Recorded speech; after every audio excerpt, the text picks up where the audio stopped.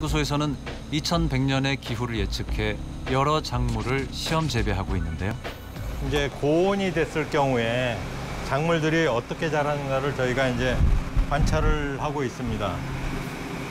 지금 보면 배추가 속이 들어 차지 않고 굉장히 가늘고 길게 이렇게 자라고 있는데, 이런 것들은 이런 고온에서는 배추가 정상적으로 생육을 하지 못하고 결구도 되지 않는 그런 현상을 나타내는 것으로 이렇게 볼 수 있습니다. 무의 경우에서도 온난화가 되면은 우리나라에서 이제 생산하기가 점점 어려워질 것으로 생각합니다. 그것은 이제 생육이 더딘 것도 있지만은 품질이 저하되는 것도 하나의 커다란 요인이 될 것으로 보고 있습니다. 한때 배추가 금추였던 적이 있었죠.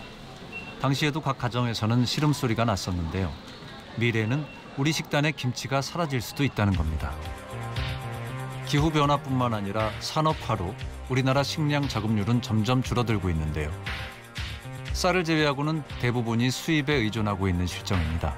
기후변화는 단지 온도가 몇 도씩 상승하는 문제가 아니고 쌀, 그다음에 무, 배추, 고추, 마늘, 양파 같은 국민 식생활에 직결되는 중요한 작물의 공급과 관련된 부분이기 때문에 국가의 식량 안보라는 측면에서 미래를 예측을 하고 그거에 대비하는 그런 방안을 시급하게 마련하는 것이 중요할 것이라고 생각합니다. 삼면이 바다인 대한민국. 그런데 바다도 기후변화로 예상치 않았던 일들이 벌어지고 있다고 하는데요. 생물에 대해 관심이 많았던 박장원 학생. 지난 8월 바다에서 낯선 생물을 잡았는데요. 문어 같기는 한데 평소에 보던 것과는 좀 달라 보입니다. 머리 모양이 다른 문어들과 달랐고요. 좀 뾰족했고 일단 파란 선이 확실하게 나타났어요.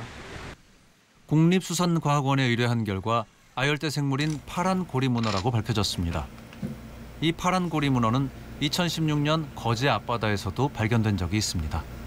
그 당시에 이제 어업인께서 이제 조업 중에 파란 손문어에 노출이 돼서 독성에 의한 피해를 보셨고, 그래서 그 당시에 어민께서 이제 본인이 처음 보신 생물이다 보니까 그것을 이제 수산과학원에 의뢰를 하셔서 그때 이제 최초 보게 됐습니다.